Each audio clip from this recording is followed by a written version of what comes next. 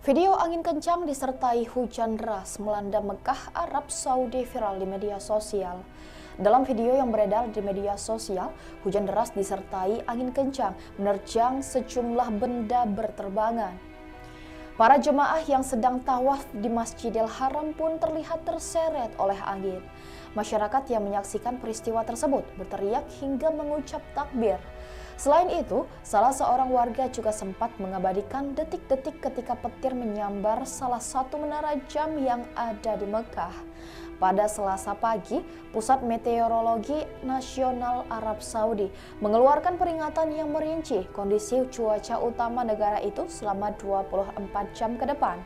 Cuaca ekstrim ini disebabkan oleh adanya awan cumulus yang berada di atas wilayah-wilayah tersebut. Ikuti terus berita aktual lainnya. Jangan lupa like dan share seluruh akun Tribun Medan.